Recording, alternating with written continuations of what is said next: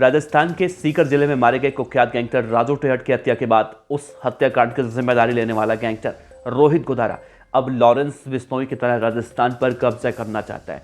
और राजू टेहट की हत्या करने के बाद जिस तरह से ये बातें निकलकर सामने आ रही थी कि रोहित गोदारा ने राजू टेहट को इसीलिए मारा था कि वो राजस्थान के अंदर अपना वर्चस्व कायम करना चाहता था। और अब राजू टेहट की हत्या के करीब 8 से 9 दिन गुजर जाने के बाद रोहित गोदारा अपने उसी मंसूबे को अंजाम देने के लिए राजस्थान के व्यापारियों को अब रंगदारी के लिए कॉल करने लगा है। तो ऐसे ही राजस्थान की राजधानी जयपुर के एक व्यापारी को रोहित गोदारा के नाम से फोन कर धमकी दी गई है और 5 करोड़ रुपए की रंगदारी मांगी गई है और कहा गया है अगर पैसे नहीं दिए तो राजू टेहट को तो 25 गोलियां मरवाई हैं, तुझे तो 50 मरवाऊंगा। तो क्या इस पूरी कहानी का सार बताएंगे आपको, विस्तार से बने रहेगा वीडियो के अंत तक। नमस्कार, मेरा नाम है देवनाथ पांडे और आप देख रहे हैं बीडीएफ न्यूज की क्राइम सीरीज खलनायक, जिसमें हम आपको रोजाना सुनाते हैं अपराध की दुनिया की छोटी और बड़ी खबरें। दोस्तों, हमने आज सुबह आपको एक खबर बताई थी कि रोहित गोदारा ने जब राजू टेहट की हत्या की जिम्मेदारी ली थी सोशल मीडिया पर, तो उसने लिखा था कि आनंद पाल और बलबीर बानोडा की हत्या का बदला था राजू टेहट की हत्या। लेकिन जैसे ही वहां की पुलिस जांच पड़ताल कर एक एक सबूत इकट्ठा करके पूछताछ करके जब पुलिस का बयान आता है तो निकलकर सामने आता है कि आनंद पाल और बलबीर बानोडा की हत्या का बदला नहीं था राजू टेहट की हत्या, बल्कि राजू टेहट को मारने के लिए 2014 से प्लानिंग की जा रही थी। अब आप अंदाजा लगाइए, 2014 आनंद पाल का एनकाउंटर कब हुआ था? यानी कि आनंद पाल के एनकाउंटर से पहले ही राजू टेहट को मारने की प्लानिंग की जा रही थी। और आनंद पाल का जब एनकाउंटर हो गया या फिर राजू टेहट को जब इन बदमाशों ने मार दिया तो सोशल मीडिया पर इस बात की जिम्मेदारी ली गई कि आनंद पाल के हत्या का बदला था। इसके पीछे की कहानी हम आपको बताएंगे कि आखिर रोहित गोदारा ने ऐसा क्यों किया होगा। लेकिन सबसे पहले इस खबर के बारे में बात करते हैं, जो खबर अभी लेटेस्ट आई है। जयपुर के एक व्यापारी को जान से मारने की धमकी रोहित गोदारा ने दी है। दरअसल राजधानी जयपुर के हरमाड़ा थाना इलाके के मधु कॉलोनी का रहने वाला है एक व्यापारी। उसके फोन पर एक फोन आता है। फोन करने वाला अपने आप को रोहित गोदारा कहता है और कहता है कि 5 करोड़ रुपए बहुत जल्दी रंगदारी के लिए दे दे, वरना राजू टेहट को जिस तरह से मारा है उसे तो 25 गोलियां मारी हैं, लेकिन तुझे मैं 50 गोलियां मारूंगा। इसके बाद वो व्यापारी बहुत डर जाता है और वो कहता है कि भाई मैं आपको नहीं जानता, रोहित गोदारा कौन है नहीं जानता। तो उसने कहा कि जान जाएगा तू, अभी मेरी बात मान और जल्दी से 5 करोड़ रुपए का इंतजाम कर, वरना तो 2023 नहीं देख पाएगा, नया साल नहीं देख पाएगा, उससे पहले तुझे मार दिया जाएगा। और इस फोन के बाद गाली गलौज भी काफ़ी ज़्यादा हुई और गाली देने के बाद रोहित गोदारा ने फ़ोन काट दिया और वो व्यक्ति अब पुलिस थाने पहुंचा। हरमाड़ा पुलिस स्टेशन में जाके उसने शिकायत दर्ज कराई।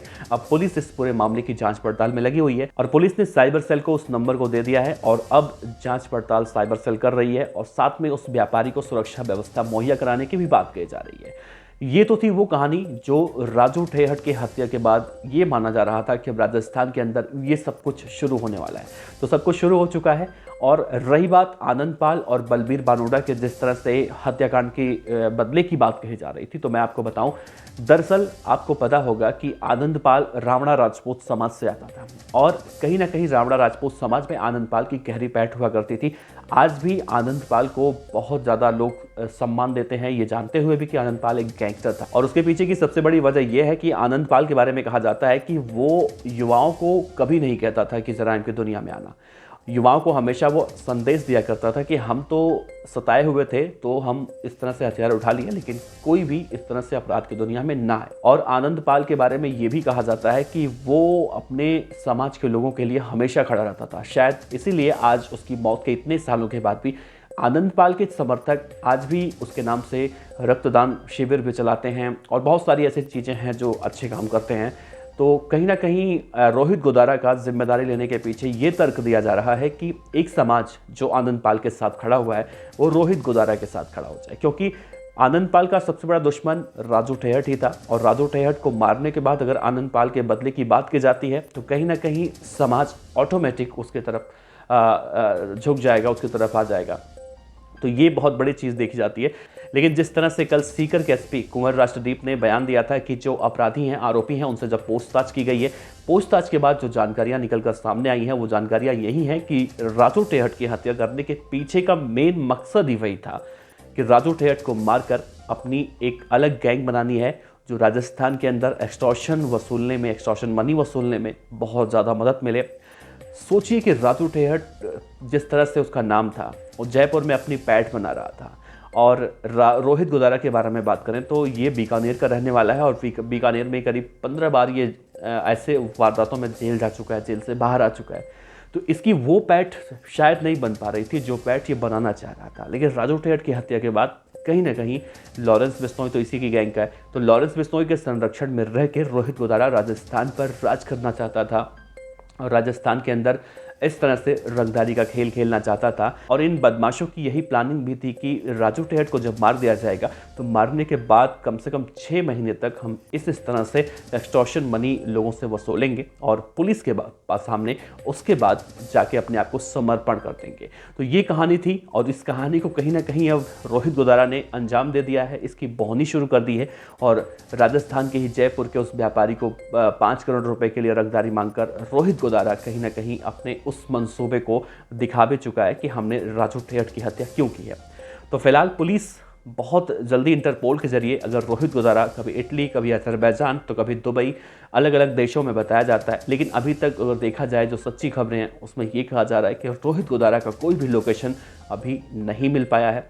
पुलिस हमेशा हर एंगल से जांच पड़ताल कर रही है और पता लगाने की कोशिश कर रही है, इंटरपोल के जरिए उसे कहीं ना कहीं ये खोजबीन की जाए। जिस तरह से गोल्डी बराड को भी भारत लाने की प्रक्रिया चल रही है, तो कहीं ना कहीं अब ये रोहित गोदारा भी राजस्थान पुलिस के लिए बहुत बड़ी सिरदर्दी बनकर सामने आ चुका है या फिर आने वाले समय में और भी ज़्यादा दिक्कतें पैदा कर सकता है। तो अभी फिलहाल सीकर, जयपुर, बीकानेर, इन सब जगहों पर रोहित गोदारा का दहशत देखने को मिल रहा है। तो फिलहाल पुलिस कड़ी कार्रवाई करने की बात कर रही है, उस व्यापारी को सुरक्षा व्यवस्था मुहैया कराने की बात कर रही है। लेकिन आप अंदाज़ा लगाइए कि जिस भी व्यापारी को फ़ोन आया होगा और उसने राजू टेहट के बारे में सुना होगा कि राजू टेहट जो इतना बड़ा खुद गैंगस्टर था, उसको मारने में ये बदमाश कहीं ना कहीं कामयाबी पा गए या फिर जितने दिनों की रेकी उन्होंने की, तो एक आम इंसान, एक आम व्यापारी कितना ज़्यादा भयभीत हो चुका होगा। फिलहाल रोहित गोदारा को लेकर आपका क्या कहना है?